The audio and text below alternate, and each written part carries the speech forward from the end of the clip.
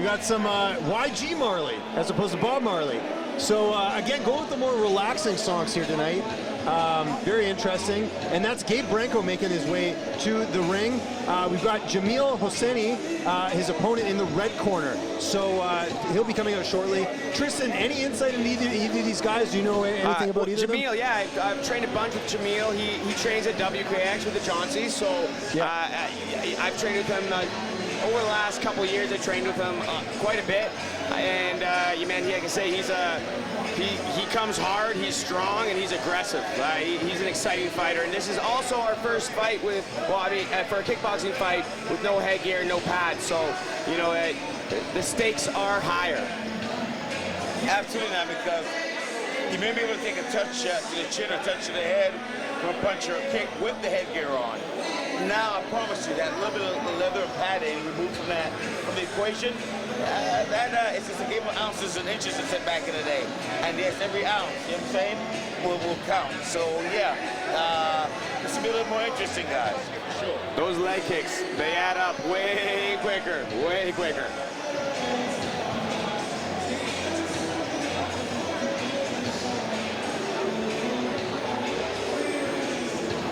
As we await his opponent here, again, more kickboxing action this evening. How about this setup? This is a beautiful arena for fights, guys. Like, Sun God, love it. It's great. Our view's great here up in the broadcast booth, looking right down in the ring. There's sometimes being on the floor and looking up, isn't this good? Now, what we have here, what's he coming out to, son? Oh yeah, we got to keep the music track going. So this is from I think it's Flivme. Never heard of this. I'm Coming For It All. Haven't heard this track before, but I'm actually gonna. It's not letting me open the Spotify link, unfortunately. But I love this song. yeah. My man says he's coming for it all. Something like a slow build-up. That's kind of what we got here, right? So.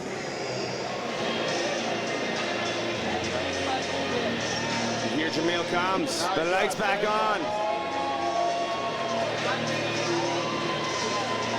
Pyrotechnics in display.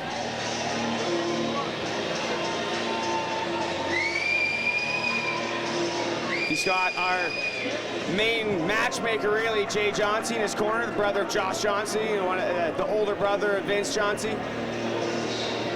Legends in this, well, all over the world, really, but particularly here in British Columbia and the lower mainland. And he's done a great job. You know what I'm saying? Jay has done a great job putting together a very even card, very even competition. He's giving people what they want.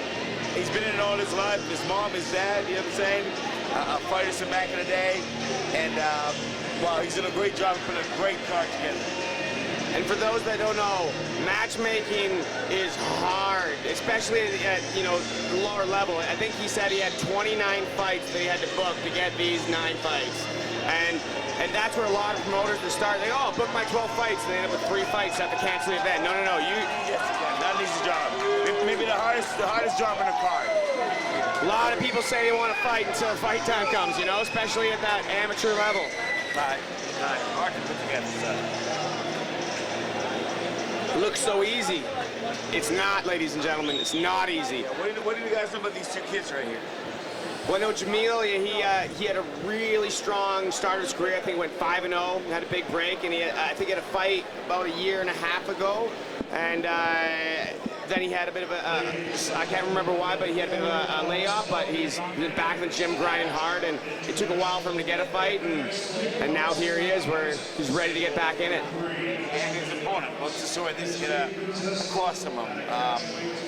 What's his record? What's his pedigree to get across the way from him? We don't have records, because the thing with kickboxing is we don't have a ton of records for that. But again, it's amateur, so anything goes. I guess as far as the record. Well, it's hard here, because what's considered amateur and professional is kickboxing is kind of weird. Because I remember Gabe Varga, he was like as an amateur like 20-0, but all his fights were no pads, no gear. And so when he went pro, they're like, oh, we consider those pros. So they're like, you're like 20-0 pro. He's like, oh, okay. That's not a fair call, to be honest with you. And I understand maybe the lack of fights, the lack of opponents, the lack of interest. But I guess with promotions like these now, that's been addressed. Right? It's time to rebuild. Time to rebuild. Lack of any kind of body to regulate with that. You know, we have BoxCom for boxing. We still have SureDog, but SureDog was the big one, and now we have several different databases for MMA. The big one is Tapology. They have boxing, kickboxing, jiu-jitsu all mixed in with MMA records, which is kind of interesting. But yeah, I'm trying to remember kickboxing. What was the big one? I mean, they used to have Wikipedia is kind of what I use, to be honest, which isn't even that reliable. It's hard. Things sometimes get added, sometimes they don't, you know. I know guys that would go to Thailand and have a couple pro fights, but they're amateurs, come back, fight amateur again. Like, What you be a little unfair, you know what I'm saying? And then you're cherry picking. Can't go with that. absolutely. Though, there's a lot of, you know, vacation fights in Thailand too, where they're like, who are they really fighting, right? Some other guy on vacation or some Thai guy that's just letting them win. I mean, I'm not pointing out any individual, but it's happened. It's happened. Yes. It's at my phone in Thailand and saying, puff that chest up. Come on, dog. You got a couple of gimmies. Well, you got a Thai guy with 200 fights fighting a foreigner that's never fought, and he just sits back. I don't know. I don't buy it. Oh, here we go, fellas. What trend do you guys see here? Well, we're already seeing some really good aggression here from Gabe. These guys are throwing hammers right now, and you can kind of see, you know, again, the skill level here, too, which is great. Absolutely. Oh, Both guys trying to Jamal's set good. their pace. Good uppercut hook. Right, what the guys sending messages, nice. Right? Jameel likes to come forward, but Gabe's meeting him, coming right forward at him. Right now, we're pretty. Oh, yeah. Ooh, Gabe with Nobody's a nice giving knee. ground here. Nobody's giving ground here, guys. Yeah, they're competing for that middle spot. Yes. Yeah, leaping Swing and a strike miss. there. Bad intentions, guys. On every whoa! Oh, spinning kick to the stomach. Gabe's got, you know, I like that jab from Gabe. He's got good Nice range long leg, control. right. Nice long. Nice head for Jameel. Right, trying the knees, right? Yeah, that step through knee from Gabe is nice. He's landed a couple times now. Nice overhand right, though. Yeah. There goes that knee again. Okay, good. Seeing there, working the jab. Nice knee up to the face there. Now they clinch. Referee's going to split them apart. Yeah, Gabe's got good pressure. He's using his length with the pressure, too. Yeah, and the judges will look at that, too. Going forward, always the fighter that is, sort of dictating the fight is the one that usually has. And great head kick there, too. Not just moving forward, he's throwing. He's throwing a lot. Nice knee to the body. Right. He's got him in the corner here. Nice knee up the middle. Being the taller guy with that tie clinch, too, you know, you can get it easier and put your weight on him. And just like our last fight, it's one thing to have that height and reach, it's another to utilize it. We're seeing that here in this first round with Gabe. Again, really good knees. He's being aggressive. He's throwing more. Close round, but I give him the round. Yeah, I would say so too. Gabe had that one for sure. I think when you've got the shorter, stockier guy, you got to kind of load up and get those power shots. We saw a little bit of that from Jameel in the round, but I think with Gabe, he's playing it smart. He's keeping him at distance a bit, and like I said, he's dictating the fight. Yes, how many times was he in certain pockets of the ring? You're seeing that more and more. Yes. He absolutely, Jameel seemed a little intimidated by the end of the round. He did, yeah. You could see the tide was turning as the round. Absolutely Gabe's round. Absolutely. Gabe was putting combos together, using that range. You know, Jameel had some great single shots, but being that smaller, stockier guy, he's got to come in with head movement, keeping those hands up, and throwing combos. So you got to throw combos, make him back away, and finish with the kick. You know, turn this around, he's got to, easier said than done. He's got a longer, taller guy in Gabe who knows how to use his reach and knows how to use those knees to deter the shorter, stocky guy from coming in. It'll be interesting to see how these next 2 rounds turn out if it goes that far. Yeah, and what do you think? Okay, just as someone who's done it, what should Gabe be doing right now? Is it just a case of being the better aggressor? Like easier said than done when you got a guy who's a little bit bigger than. Right. So here's the deal. He's longer. He's taller. I don't think he needs to be so deep in. But he's got confidence in those knees. Look at that. He's got confidence in those knees, and he's using them hard, and he believes in his aggression. Yeah, and Gabe hasn't missed a beat, by the way. And he's close to Jameel, right? Whoa, nice, looking nice for a 540. Little 549, nice attempt. There he goes, using I'd his like to reach see Jameel again. start throwing some punches to the body, you know. It could, you know, deter those long punches coming in and those knees. Great call, and I think that's exactly what Oh, we're nice for. knee to the face He's there heading by a little Gabe. bit, right? So once Left hand lands there for Jameel. He's Oh, big great punch. left hand there by Jameel. That's it, right. Great left hand again. Whoop. Yeah. Now he's landing now. That left is but finding a that body home. shot would work great right now. Jameel's really a momentum guy. If he can get it going, and you know, he gets going well. Sometimes I think he can wait a bit, and that can be the kryptonite of many fighters. At the same right. At the same time, Gabe is outworking him. He's all right. 2-minute rounds. This is not long. Jameel's landing some big shots. He's landing some big shots, but there you go again. Gabe using his length and his reach. Sitting the outside, those count, guys. Pick, knee, elbow, kick, pick. He sees some good shots.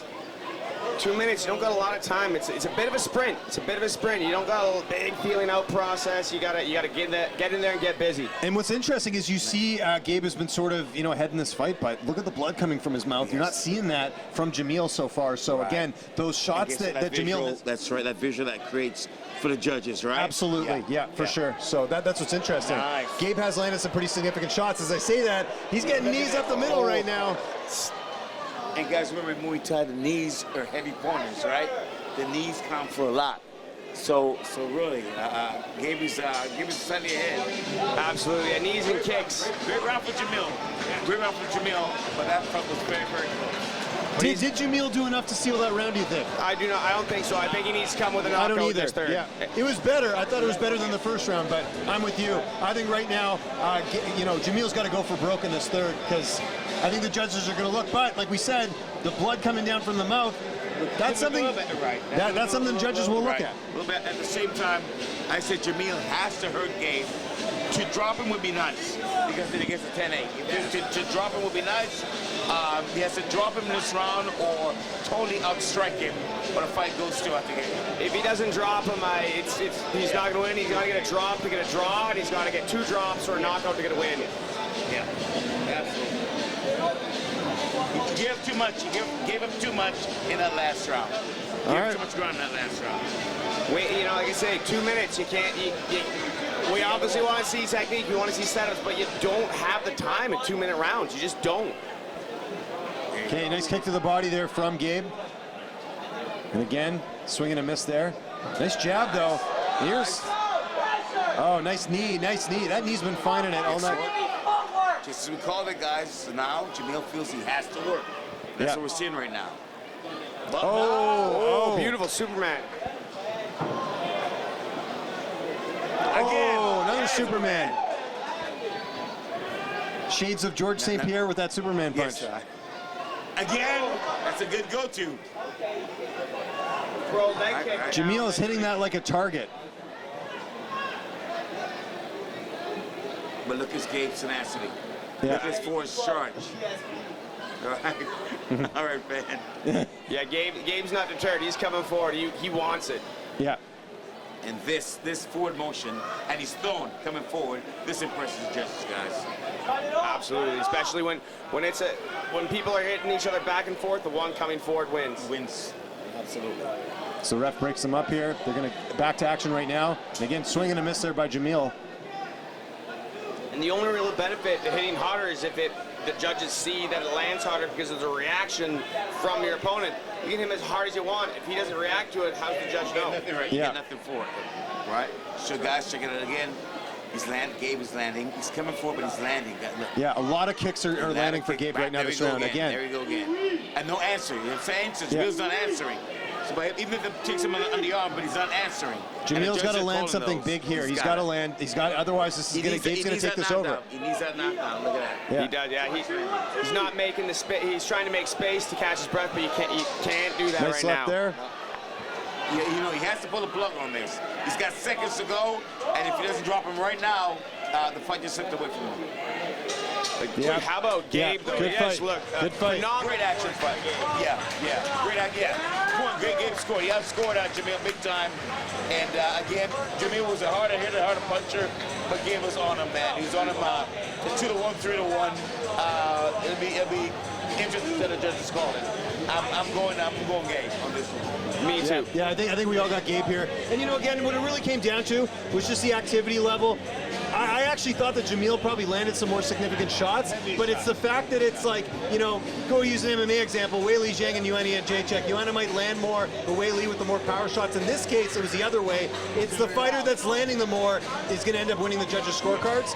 I'd be pretty surprised here to see Jameel take it, but again, he did land some good shots in this fight. He was definitely in this, but Gabe just too fast, utilizing the height and reach, and it paid dividend. Yeah, too fast, used too much, landed too often. He gets the fight.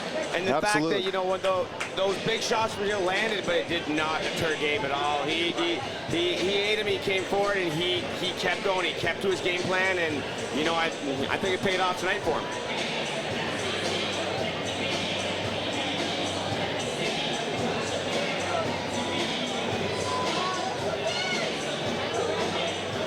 Judges rendering their scores, handing them in to the ring announcer.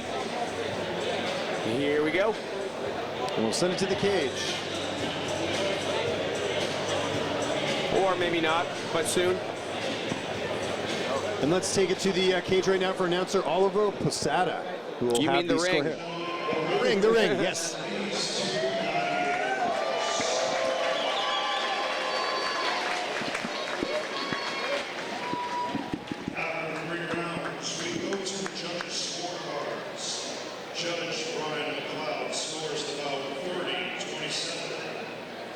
Hosseini.